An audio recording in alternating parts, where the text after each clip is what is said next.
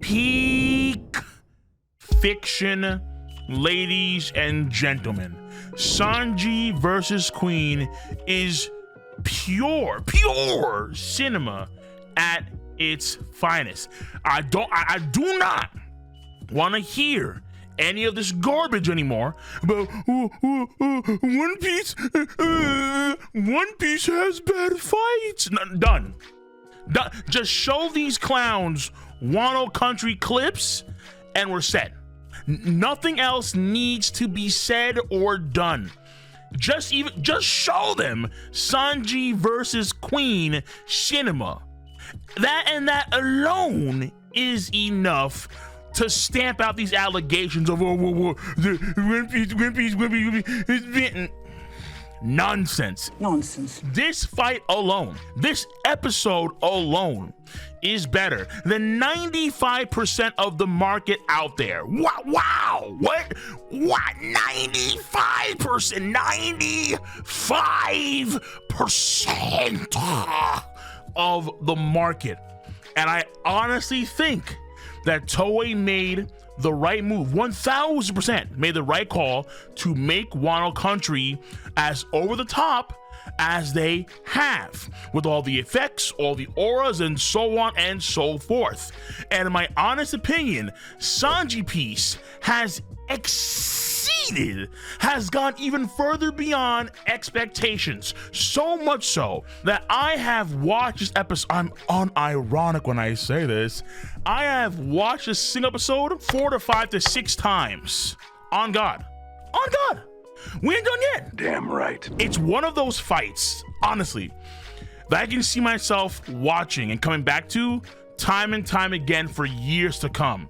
I'm talking about like the Netero versus Meriwether in Hunter x Hunter, the Hiei versus Buies in Yu Yu Hakusho, the Dai versus Baran in Dragon Quest: The Adventure of Dai, the Goku versus Piccolos in Dragon Ball, the Rock Lees versus Gaara's in Naruto, Ichigo versus Grimmjow Bleach, Ichigo versus Yhwach in the Thousand Year Blood War Bleach, Tanjiro and Nezuko versus Rui in Demon Slayer, Baki versus Biscuit Oliva in the Baki ONA, and then so many more fights that I find myself peeping again and again and again and again and again, including even like the Fate Stay Night Unlimited Blade Works, or aka Unlimited Budget Works, or even Heaven's Feel stuff. Queen and Sanji piece is quite literally up there with the top 3, top 2, top 1 best fights in any other anime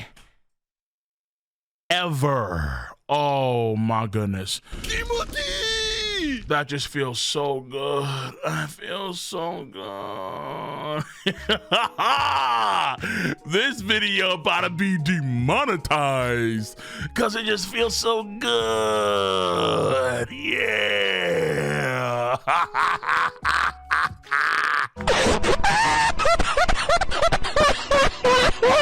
I say this with the confidence in mind that this is, honest to God, one of the best One Piece episodes I have ever seen. You knew Sanji piece was real the moment they went into a title card and skipped the recap. Amazing. They skipped the recap and went right into the greatness. And all of this, of course, is not just because of the high quality Sakuga animation or the fighting choreography, but of course the directing, the story, and the character elements that they put in this episode that just brought this episode to a whole other level. Toei were so confident in Sanji piece that they were literally airing this episode in Japanese movie theaters, and they were giving this WWE style promotions. Was it worth the sauce? Most deaf, baby, yeah, absolutely. But before we go any further, I have to give credit where credit is due. Absolutely. And my goodness, the lead director of this episode, Ryota Nakamura, aka as of today, has AJ Styles' title, the phenomenal one. Dude, this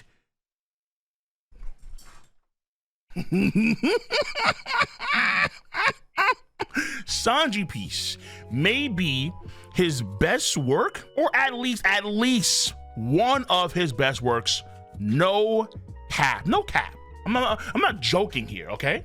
Sanji piece was unbelievable. And of course, animation for this masterful piece across the board was outstanding. Accredited folks and groups for this episode are Shingaki Shigefumi, Iwata Fuyoko, Ota Akihiro, Fasto, Runzi Wang, or I think Ryuzi Wang, I'm not too sure exactly, Takahashi Tomoyuki.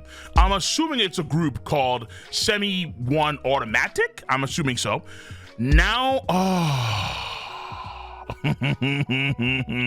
now Toshi Shida and two Youngse. Much love to anyone else that I miss that was a part of the production of this absolute masterclass pure cinema episode, because honest to God, you got a lot of love coming your way, man. This has the big black man seal of approval. Absolutely. Let me tell you something. Tell me. The levels of hype that I reached wearing a jacket for this episode were, honest to God, tremendous. So far, it is only available on my Patreon, but it will be up on my YouTube channel, the Kingu-san reaction channel, at some point like later this month. Because right now for that channel, we're on catch-up mode because of issues, aggravating issues we ran into late last year, early this year. But the animation from beginning to end for the episode was outstanding. The beginning moments of Germa soldiers lined up and mowing down people execution style, done by Fuyoko Iwata, to the insane, the absolutely insane finale of the wolf burst, done by two Youngse, were unironic, godlike material. Tu Youngse at times has a certain style of animation that I'm kind of catching more and more of as time goes on, because it's the same thing that peep this, it's the same thing that Tu Youngse did for the Luffy and Shanks combo move at the end of One Piece film Red. It just gets the heart pumping, baby. Yeah. The same animation used to animate the very first Gear 5 in motion is the very same thing they give to my boy Sanji. Oh. God, I love you. I would clap. I would clap vigorously, but right now I'm in news anchor mode because of hardware complications, which we sorted out relatively quickly. I promise you that. Now, Toshi Shida puts on a heavy showcase for 2.5 minutes, and some of the best bits that he did were literally Sanji breaking out of Queen's Film Z mechanical arm, and then Sanji punting Queen with the flanchent strike. Those were eye-gasmic. Queen going winch Queen, the crazy whirly twirl, the gravitron. Oh yeah. And when it came to Sanji's fire, the same sort of fire style that we see with Marco when he first transforms into the Phoenix at Marine Ford, and the Kizaru's like, whoa, oh my God, scary. And of course, it's Sabo using the fire fist for the first time in Dressrosa right after he eats the Mare and he's holding Rebecca. Next, Takashi Tomoyuki was cooking a meal, a Gordon Ramsay Wagyu burger meal for this Ifrit Jambe transformation, Yo, the full body orange glow, that flame on was dope. That into a tornado of fire, and then the purple armament hockey to strengthen his legs to handle the Ifrit Jambe. Wow! Wow! Yo, yo, yo, yo, yo. Pure cinema, man. That was godlike. That was godlike. But wait! And then out came this madman, Ota Akihiro. Nah. Nah. When Sanji starts laying down, I wish I wasn't tethered. I wish I didn't have these goddamn heart. We'll get them fixed. Because I want to just jump around and do, because this episode is just so good. I want to jump around and bounce around like a bouncy ball, which I could, but I'm not going to. Yo. This was amazing. Watching Sanji lay down the Ifrit combo on Queen. This dude has done some stuff before with Marco versus Queen or Frankie versus Sasaki. But most folks know Takahiro from what he did with Snake Man Luffy and Yamato versus Kaido with that nasty combination. This was real. Sanji running on Queen's body like he was a sonic stage and laying on those haymakers was real damn good. I just want to cry. Listen, bro, I could go on and on and on about the animation greatness, but these people made, I'd argue, a top 5 One Piece anime episode on the reel. Bingo! It's nothing but all love. Now, if there are any fair complaints on this episode, it would be, of course, the use of flashbacks that were, of course, previous episode material, the Ifrit Jambe sort of lacking this lighting effect that we see in the design on the manga. The beef burst is at the end of a chain combo in the manga, but in the anime it's different. And of course, Queen goes flying a higher distance in 1034.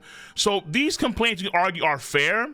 However, I would say that the positives for all these changes and add-ons are vastly superior and outweigh these, I think, very minor negatives. Like, that doesn't even come close to the greatness. Like, it's like an ant looking up at a goddamn tree. But that being said, number one, the particle style for the Ifrit was so intense that at times it did actually resemble lightning. And when Sanji did attack Queen, there were these still frames. You gotta catch them. But there were these still frames where lightning was being emitted on contact. I did catch them at times and they were there. So lightning was present, but very, very sparingly. That's number one. Number two is that the flashbacks are there and they are for sure not the greatest thing in the world. However, there were certain flashbacks that did add clarity from the manga equivalent in chapter 1034.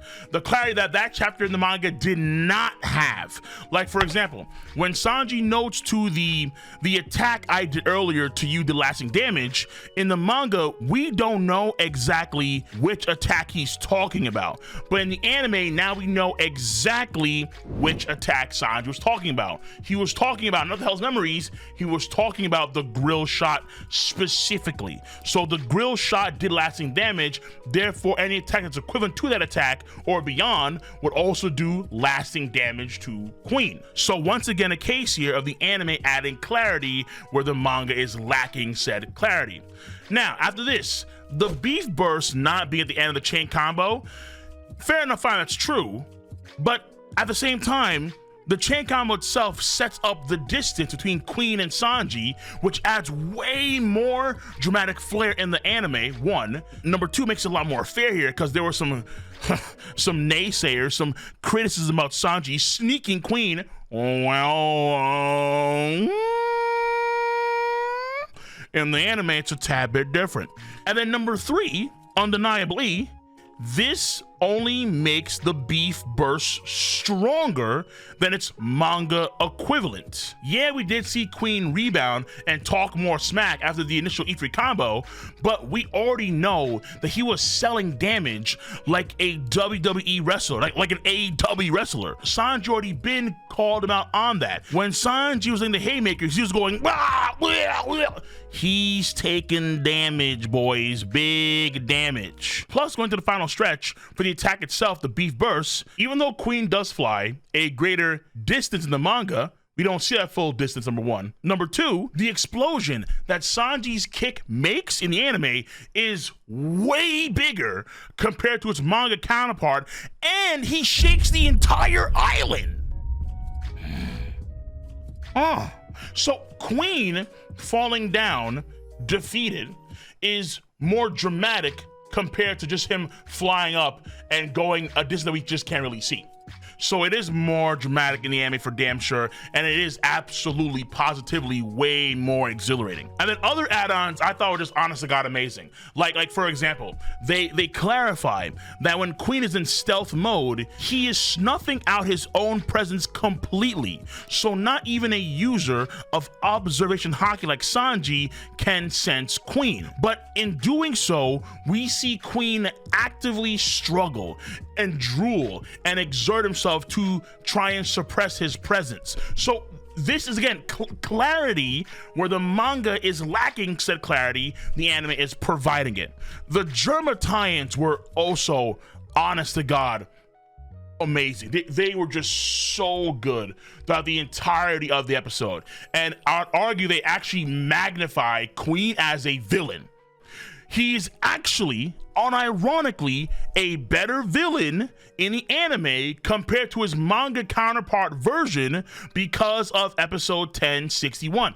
When he mentions things like punitive justice, when he's attacking Osom and how it's only natural, I'm looking at Queen now in the same vein as someone like Judge, like a Judge stand-in. Hella fitting, and it does add characterization here for someone like Queen the Plague.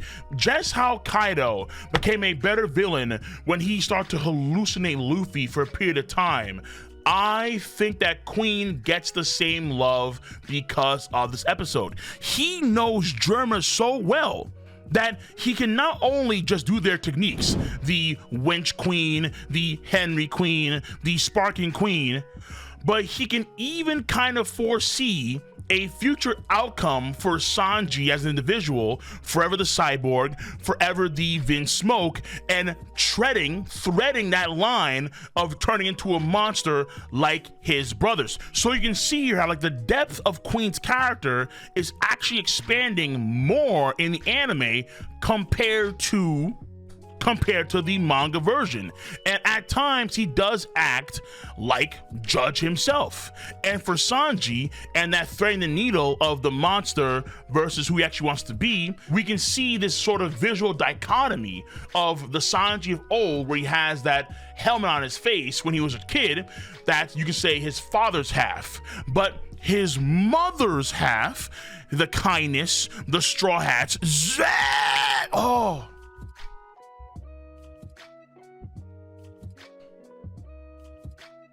my God, dude. Zeph. The Zeph side of Sanji, acting as a counterforce for the monster's blood that runs through his veins. I mean, bro. I love this episode through and through. The episode elevated and really accentuated a lot of the character elements that make Sanji what he is today, the best written character in the series of One Piece. So many elements in this episode were utilized from Whole Cake Island, which I still think is the best arc in the post time skip. At least I would say in the manga. In the anime, Wano Country at this point in time, it's so damn good. But that being said, these aspects were returned and then brought to the forefront with excellent pace, excellent tone, characterization, animation. I mean, yo, I would be an actual fool, an actual grade A goober if I did not give this episode a 10 out of 10. I even saw hints of Neon Genesis Evangelion in this episode, and I tweeted it out. I'm like, yo, wait a minute, hold on. I see this, and I'm still digging. Like, no cap. Just seeing Zeph in this episode might have been better than the beef burst itself. I was shook. Just seeing Zeph, I was, honest to goodness, shook to my core. And if you don't believe me, you can see all for yourself immediately on my Patreon for the time being. It is what it is. But, I've been fanboying for a minute. You know where I stand, but let me know your stance. Let me know your stance on this 10 out of 10 pure cinema masterclass episode of One Piece, of course, in the comment section down below. And I know. Even though Kat should already know by now that I think that in the manga, Sanji versus Queen was better than Zoro versus King. Oh my God, I am looking forward to Zoro versus King, absolutely. Yo, I expect nothing less than, once again, pure cinema from Zoro versus King. And when that drops, I absolutely will be doing another video about that one too. Because why wouldn't I want to see Zoro versus King be a outstanding, phenomenal finale fight? Of course, obviously, duh. So until then, if you enjoy my content at large, of course, you know what to do.